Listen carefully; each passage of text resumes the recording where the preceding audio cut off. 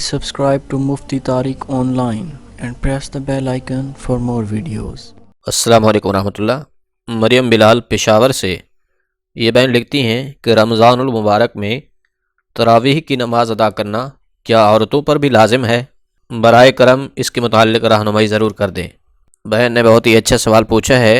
دیکھیے، سب سے پہلے تو یہ جان لیجئے کہ تراویح کی نماز یہ سنت مؤکدہ ہے، اور ساتھ ساتھ یہ بھی ذہن میں رہے کہ سنت مؤکدہ کو بغیر کسی شرعی عذر کے چھوڑے رکھنا اور پھر اسی کو اپنی عادت بنا لینا یہ گناہ سے خالی نہیں ہے۔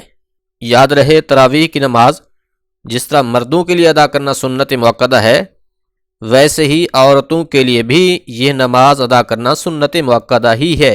یعنی کہ مرد حضرات بھی اس نماز کو پڑھیں گے اور عورتوں کے لیے بھی تراویح کا انتظام کرنا ضروری ہوگا۔ یعنی کہ مرد حضرات بھی یہ نماز پڑھیں گے اور عورتوں کے لیے بھی تراویح کا اہتمام لازمی ہوگا۔ یعنی کہ مرد حضرات بھی یہ نماز پڑھیں گے اور عورتوں کے لیے بھی تراویح کا اہتمام کرنا ضروری ہوگا۔ اب مرد حضرات تو مسجدوں میں جا کے باقاعدہ تراویح کی نماز باجماعت ادا کرتے ہیں، اسی طرح اگر تو عورتوں کے لیے بھی کوئی ایسا اہتمام موجود ہے تب تو ٹھیک ہے، ورنہ وہ گھر میں ہی 20 رکعت تراویح کی نماز ادا کریں، کیونکہ تراویح کی نماز مردوں اور عورتوں دونوں کے لیے سنت مؤکدہ ہے۔ دوسری بات یہ ہے کہ بعض لوگوں کا یہ خیال ہوتا ہے کہ شاید تراویح کی نماز میں ختم قرآن کرنا یہ ضروری ہے، یعنی کہ تراویح کے لیے باقاعدہ جماعت بھی ہو اور اس میں قرآن کریم کا ختم بھی ہو، اکیلے نہیں پڑھ سکتے۔ تو یاد رکھیے، ایسا کوئی شرعی حکم بالکل بھی نہیں ہے۔ جماعت کے ساتھ تراویح ادا کرنے کی اپنی ایک الگ فضیلت ضرور ہے، اس کا ثواب بھی زیادہ ہے، لیکن اگر کہیں پر کسی بندے کو جماعت میسر نہیں ہے تو اکیلے بھی تراویح کی وہ 20 رکعت مکمل پڑھ سکتا ہے۔ یاد رکھیے، بغیر کسی شرعی عذر کے اس کا ترک کر دینا یہ گناہ ہے۔